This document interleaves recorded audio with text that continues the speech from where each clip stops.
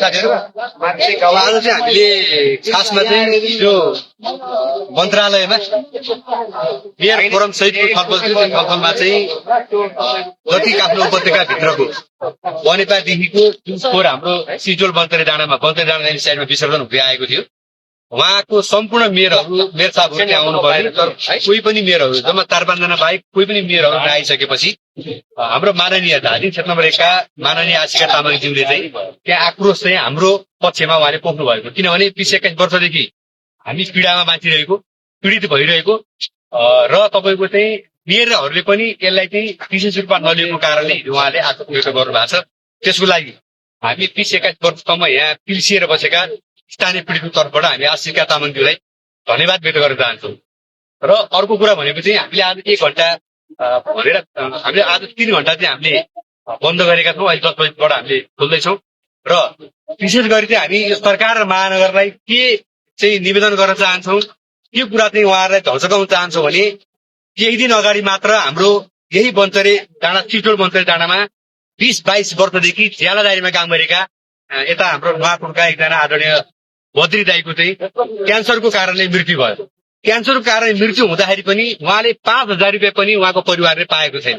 त्यसैले एउटा यहाँ त हाम्रा कृषिजन्य वस्तुहरू, हाम्रा खेतीपाती, हाम्रा चाहिँ पशुपन्छी, हामी मान्छेलाई पनि नर्क सर चाहिँ जुन खालको व्यवहार यो केन्द्र सरकारले र महानगरले गरेको छ, यसको हामी चाहिँ घोर भर्त्सना गर्न चाहन्छौँ र स्वर्गीय बद्री दाईको परिवारलाई पनि सरकारले तत्काल चाहिँ सान्त्वना सहित सहयोग गरोस् र अहिले जति क्यान्सर पीडित भएर चाहिँ बसेका हाम्रो धादिङ र नुवाकोटका चाहिँ स्थानीय पीडितहरू छन्, उनीहरूको तत्काल उपचारको लागि सरकारले चाहिँ तत्काल उपचार गरोस् र हाम्रा केही सीमित साथीहरू यो फोहोरमा चाहिँ काम गरिरहनु भएको छ, त्यो पनि ज्यालादारीमा कतिपय करारमा हुनुहुन्छ, कतिपय करारमा छैनन्। त्यति मात्र होइन, एउटा 15-16 हजारमा चाहिँ तपाईँको दिनभरि खटिएर फोहोरमा तपाईँको नर्कमा बिताइरहेका दाजुभाइहरूलाई सरकारले उचित चाहिँ तपाईँको राहतको उचित चाहिँ तपाईँको चाहिँ यो जुन के अरे सेलरीको चाहिँ व्यवस्था गरोस् र हामीले विशेष गरी चाहिँ आशिका तामाङजीले अघि आफ्नो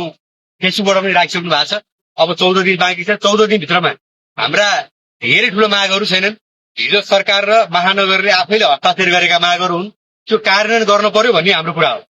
तर त्यो कार्यान्वयन नगर्ने बरु तपाईँको चाहिँ सिडिओ साहबहरू, काठमाडौँ जिल्ला, धादिङ जिल्ला र नुवाकोट जिल्लाका सिडिओ साहबहरू आफू सहित बसेका हस्ताक्षर गरेका कुराहरू कार्यान्वयन गर्नुभन्दा यहाँका जनतालाई चाहिँ दमन गरेर फोहोर झार्छु भन्ने उहाँले सोच्नु भएको छ भने यो यसपालि चाहिँ यसको अर्थ हुँदैन। त्यसैले यहाँहरूले हामी स्थानीय पीडितको यो जुन सकारात्मक माग छ, यो मागलाई सम्बोधन गरेर यहाँहरूले चाहिँ सम्पूर्ण चाहिँ निकायहरूमा कुरा राख्नुहुनेछ र हामीले धेरै ठुलो मागहरू, यदि बन्तरे डाँडा ल्यान्डी साइडमा सरकार र महानगरले फोहोर झार्दैन भने हामी स्थानीयको केही पनि माग छैन। हामी उहाँले कति वर्ष फोहोर झार्ने, 6 महिना झार्ने, 1 वर्ष झार्ने, हामी उहाँहरूलाई कुनै पनि केही पनि कुराहरू नलिकन बरु अझै 1 वर्ष पनि हामी मर्न तयार छौँ। उहाँहरूलाई हामी फोहोर झार्न दिन्छौँ। होइन तपाईँको चाहिँ 20औं वर्ष फोहोर झार्ने अथवा केही वर्ष फोहोर झार्ने उहाँहरूको प्लान छ भने चाहिँ हाम्रा मागहरू हुन्छन्। किनभने पीडितका मागहरू हुन्छन्, जसुकै मागलाई पनि स्वीकार्ने चाहिँ राज्य पक्षको दायित्व हुन्छ। र हाम्रो माग भनेको तपाईँको धेरै ठुलो कुराहरू छैन। मागै गर्दाखेरि हाम्रो पहिलो माग भनेको तपाईँको चाहिँ जुन EIA को कुराहरू छ, यो कुरा चाहिँ तत्काल चाहिँ कार्यान्वयन गरोस्।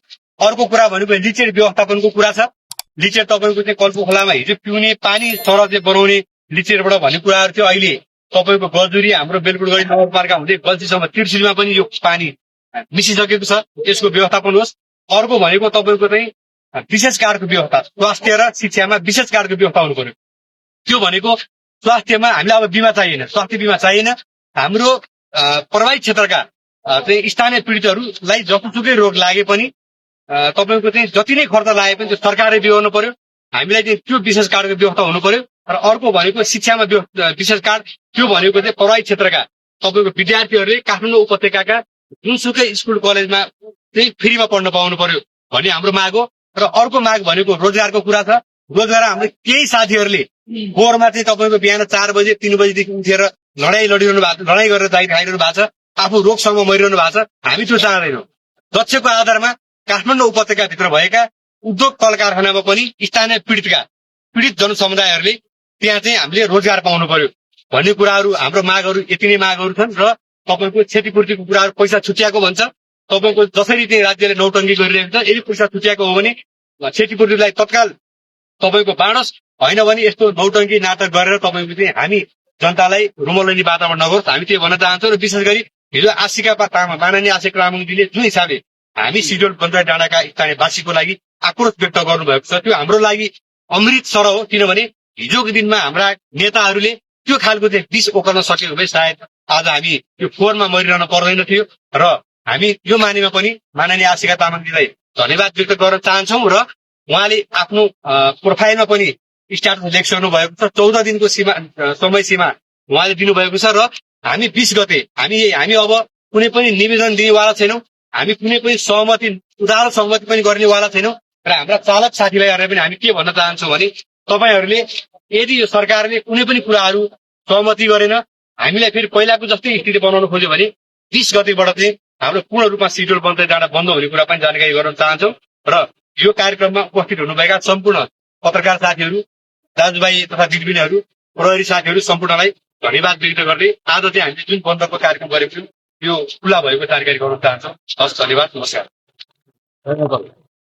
गुरुजी बिस्तारै बिस्तारै आउनु है बिस्तारै बिस्तारै आउनु लाइनमा आउनु होला